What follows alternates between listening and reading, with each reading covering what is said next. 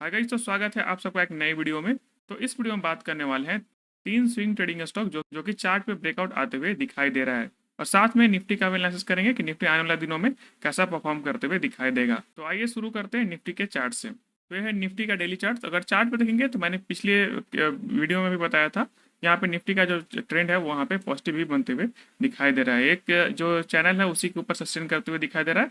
और मैंने बताया था कि अगर यहाँ पे अगर इस लेवल के ऊपर ब्रेकआउट करते हुए दिखाई देगा निफ्टी में, तो वहाँ पे देखेंगे तो और भी पॉजिटिव मोमेंटम बनते हुए दिखाई देगा। तो फिलहाल देखेंगे तो उसी के ऊपर सस्टेन भी करते हुए दिखाई दे रहा है, जो कि 25,150 का लेवल है, उसी के ऊपर यहाँ पे सस्टेन करते हुए दिखाई दिया है।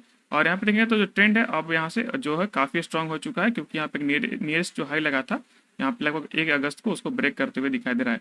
यानी कि विद इन ए मंथ देखेंगे तो यहाँ पे निफ्टी वापस से हाई की तरफ यहाँ पे क्लोज होते हुए दिखाई दिया है। तो जैसे कि मैंने पिछले वीडियो में बताया था कि यहाँ से अगर चला है तो बहुत ज़्यादा चांस है कि इसको यहाँ पे ब्रेक करते हुए दिखाई देगा। तो निफ्टी के साइड से देखेंगे तो मोमेंटम पॉजिटिव ही है, और हमें भी उसी तरह से आप यहाँ पे ट्रेड करते हुए दिखाई देना चाहिए। और आने वाले दिनों में एक्सपेक्ट भी कर सकते हैं कि इस तरह से आगे मार्केट में भी तेजी बनते हुए दिखाई देगा। तो निफ्टी भी पॉजिटिव है। तो आइए देखते हैं पहला स्टॉक। जो पहला स्टॉक है वो है आपका GSPL।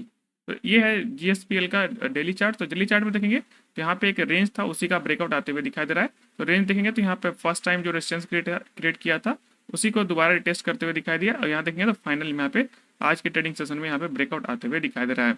इंटरेस्टिंग ये है कि ब्रेकआउट होने के बाद स्टॉक में देखेंगे नीचे वॉल्यूम भी आपको अच्छा खासा यहाँ पे बिल्डअप होते हुए दिखाई दिया है।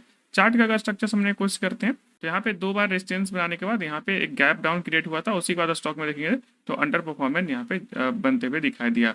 उसके बाद देखेंगे तो यहाँ गैप क्रिएट करने के बाद एक छोटा सा जोन क्रिएट किया था, उस यहाँ पे ब्रेकआउट हुआ और स्टॉक उसके बाद वापस से मोमेंटम यहाँ पे जो है तेजी का बनते हुए दिखाई दे रहा है। लेकिन यहाँ पे सिंपल से देखेंगे तो ये तो एक जोन का भी यहाँ पे एक ब्रेकआउट आते हुए दिखाई दे रहा है। बट अगर थोड़ा सा चार्ट को आप यहाँ पे जूम करके देखें तो यहाँ पे देखेंगे कि यहाँ 2021 में एक हाई लगाया था, उसी को यहाँ पे एक मल्टीपल टाइम रिटेस्ट करने के बाद यहाँ पे ब्रेकआउट आते हुए दिखाई दे रहा है। तो मेनली स्टॉक में देखेंगे तो ऑलमोस्ट 3 ईयर के आसपास जो है आपका एक रेंज था, अगर बड़ा टाइम फ्रेम पे देखेंगे तो उसी का ब्रेकआउट आते हुए दिखाई दे रहा है। तो ये जो चार्ट है काफ़ी इंटरेस्टिंग है। अगर इसको देखेंगे तो आने वाले दिनों में यहाँ से मिनिमम आपको 50% रिटर्न तो मिलना चाहिए, एक्सपेक्ट करके चल सकते हैं। तो ये काफ़ी अच्छा चार्ट दिखाई दे रहा है, तो इसको भी आप कंसिडर करके चल सकते हैं। तो ये था पहला स्टॉक।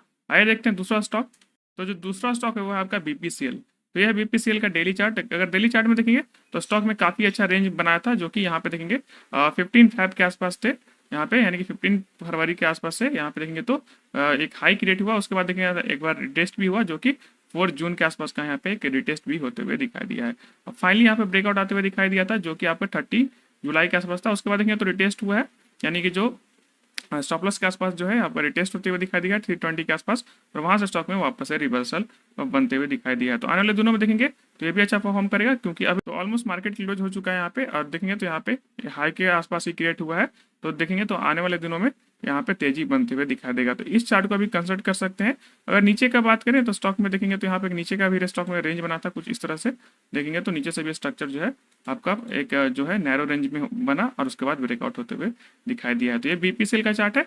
अगर प्रीवियस चार्ट को एनालिसिस करना चाहते हैं, अगर थोड़ा सा इसको और समझने की कोशिश करते हैं, तो पहले से अप ट्रेंड था, ठीक है, और इसको देखेंगे तो अप ट्रेंड होने के बाद क्या हुआ, उसके बाद देखेंगे तो यहाँ पे एक्यूमुलेशन हुआ, स्टॉक में एक रेंज क्रिएट किया, उसके बाद वापस से ब्रेकआउट रहा है। तो चार्ट तो काफ़ी अच्छा है। वैसे भी देखेंगे तो ऑयल एंड गैस जो कंपनीज है उसमें यहाँ पे तेजी बनते हुए दिखाई दे रहा है। तो इस चार्ट को भी जरूर कंसिडर कीजिएगा। आने वाले दिनों में अगर थोड़ा सा स्टॉक स्लो चलेगा, मोमेंटम स्लो होगा, तो मिनिमम 20% रिटर्न यहाँ पे देख के चल सकते हैं।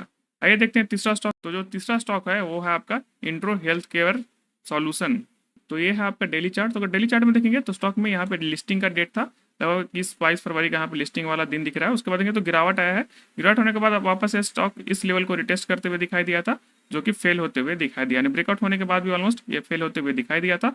उसके बाद वापस से जो लो लगाया था लगभग 990 के आसपास का जो लो है वहाँ पे वापस गया, और फिर देखेंगे तो यहाँ से एक राउंडिंग बॉटम देखेंगे तो यहाँ पे क्रिएट किया और स्टॉक में ब्रेकआउट होते हुए दिखाई दे रहा है। लेकिन अभी फिलहाल क्या होते हुए दिखाई दे रहा है, यहाँ पे जो ब्रेकआउट हुआ था उसी के ऊपर सस्टेन कर रहा है, यानी कि देखेंगे तो इतना ब्रेकआउट होने के बाद उसी के ऊपर सस्टेन कर रहा है, और स्टॉक में वीकनेस नहीं है, यानी कि जो स्ट्रॉन्ग चार्ट जो है वो यहाँ पे स्ट्रॉन्ग हो चुका है इस स्टॉक का। लेकिन देखेंगे तो यहाँ पे आज भी देखेंगे तो लगभग 2.91% यानी 3% के आसपास तेजी बना है।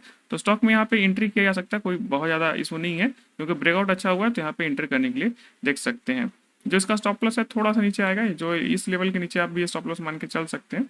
ये जो लेवल है ये आपका एसएल हो जाएगा, क्योंकि अगर गिरावट इस लेवल से वापस होता है तो फिर से फेलियर होते हुए दिखाई देगा, तो इस लेवल के नीचे यहाँ पे स्टॉप लॉस लगा के चल सकते हैं। तो अगर हम लोग इसका टारगेट निकालने की कोशिश करेंगे तो हम लोग फिब का भी इस्तेमाल कर सकते हैं। तो अगर इस तरह से हम लोग फिब को इस्तेमाल करेंगे तो जो पहला टारगेट आएगा आपका, जो है पहला टारगेट आएगा 2.61% का, यहाँ पे लगभग यहाँ पे है 1500 का जो है पहला टारगेट आएगा। तो जो दूसरा टारगेट आते हुए दिखाई देगा, क्योंकि न्यू लिस्टिंग है तो उसमें थोड़ा सा गेन में भी आपको ज़्यादा मिलते हुए दिखाई दे, बट हाँ देखेंगे तो जो दूसरा टारगेट है वो 1750 रुपये के आसपास का है। तो ये था 3 स्टॉक जो कि आपको स्विंग ट्रेडिंग के लिए यहाँ पे अच्छा चार्ट पे दिखाई दे रहा है। आने वाले दिनों में इन 3 स्टॉक से आप अच्छा रिटर्न यहाँ पे एक्सपेक्ट करके चल सकते हैं। तो आपको ये स्टॉक एनालिसिस वीडियो कैसा लगा कमेंट में हमें जरूर बताएं, एंड थैंक्स फॉर वॉचिंग।